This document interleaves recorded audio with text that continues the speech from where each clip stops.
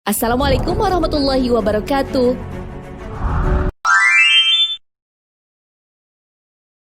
Assalamualaikum warahmatullahi wabarakatuh. Perkenalkan, nama saya Iradianti Rofiana. Di sini saya sebagai moderator dari kelompok 7. Sebelum itu saya akan memperkenalkan para pemateri dari kelompok 7.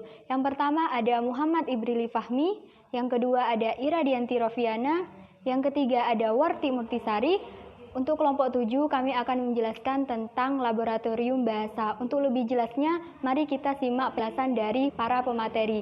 Untuk para pemateri, saya persilahkan. Assalamualaikum warahmatullahi wabarakatuh. Perkenalkan, nama saya Maulad Ibrili Fahmi Arifin. NIM saya T2018-3026. Pemateri pertama, pengertian dan karakteristik laboratorium bahasa.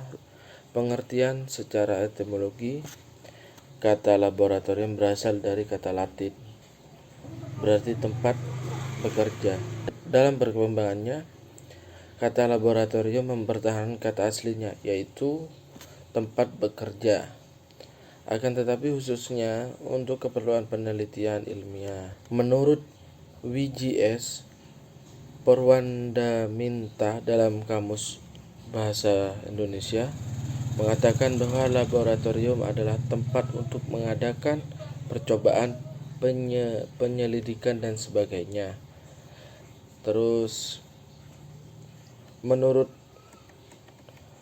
A.S. Hombi, laboratorium itu adalah ruangan atau bangunan yang digunakan untuk penelitian ilmiah, eksperimen.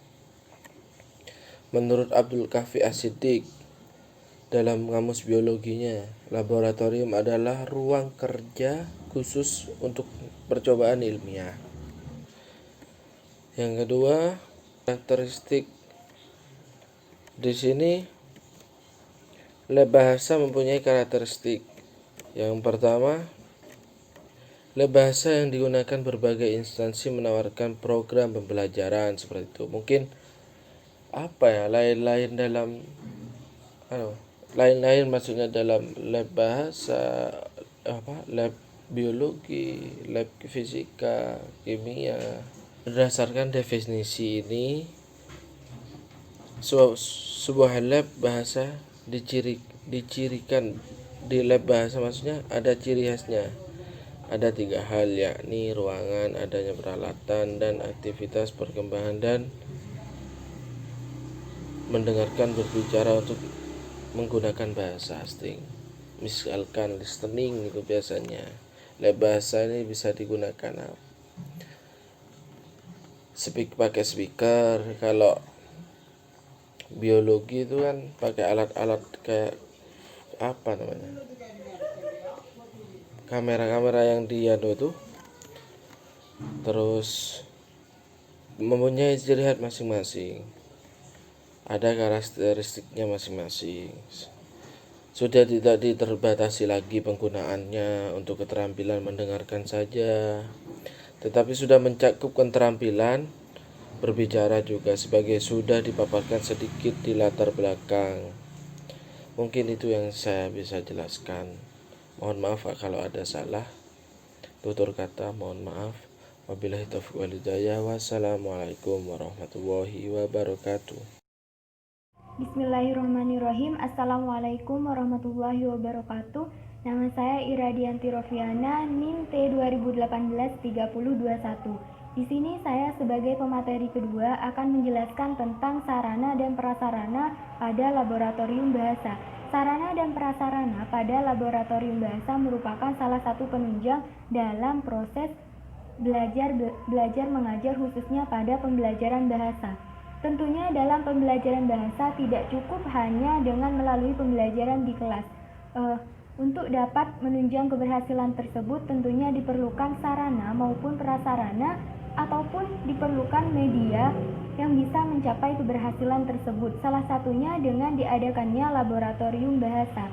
Sarana sendiri merupakan fasilitas yang dapat digunakan secara langsung dalam proses belajar mengajar.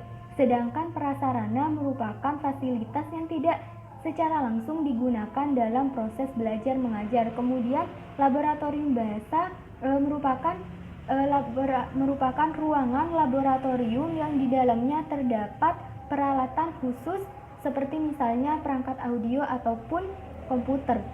Kemudian secara garis besar, sarana dan prasarana pada laboratorium bahasa dibedakan menjadi 3 bagian. Yang pertama itu ada perangkat elektronika utama, yang di dalamnya itu terdapat panel pengendali atau panel yang mengendalikan seluruh panel utama. Kemudian ada panel siswa, panel yang terdiri dari beberapa tombol ataupun lampu kedap-kedip. Kemudian ada headset yang merupakan perangkat yang digunakan untuk sistem audio. Kemudian yang kedua ada perangkat furniture, yang mana perangkat furniture ini merupakan perangkat yang dapat memberi rasa nyaman di dalam sebuah ruangan. Seperti contohnya itu ada meja guru ataupun meja siswa, kursi siswa, karpet, AC, ataupun papan tulis. Kemudian yang ketiga ada perangkat multimedia, yang mana perangkat multimedia di sini merupakan perangkat tambahan yang dapat berfungsi maksimal tergantung dengan kemampuan perangkat utama yang digunakan. Contohnya dari perangkat multimedia di sini ada tape recorder, DVD player maupun video monitor. Sekian penjelasan dari saya, kurang lebihnya mohon maaf. Wassalamualaikum warahmatullahi wabarakatuh. Bismillahirrahmanirrahim. Assalamualaikum warahmatullahi wabarakatuh. Perkenalkan, saya Warti Murtisari, NIM T 2018-3034. Di sini saya sebagai pemateri ketiga dari kelompok 7 akan menjelaskan mengenai SOP Laboratorium Bahasa. Sebelumnya sudah dijelaskan oleh pemateri pertama mengenai apa itu Laboratorium Bahasa. Laboratorium bahasa merupakan suatu ruangan yang dipergunakan untuk mempermudah dalam penyampaian materi terkait bahasa, di mana di dalamnya itu sudah disediakan fasilitas-fasilitas yang dapat menunjang aktivitas pembelajaran bahasa. Kemudian, apa itu SOP Laboratorium Bahasa? SOP atau Standard Operational Procedure Laboratorium Bahasa merupakan suatu pedoman yang berupa dokumen yang ada dalam suatu lab bahasa yang berupa prosedur agar dalam suatu pembelajaran bahasa dapat berjalan secara efektif dan efisien.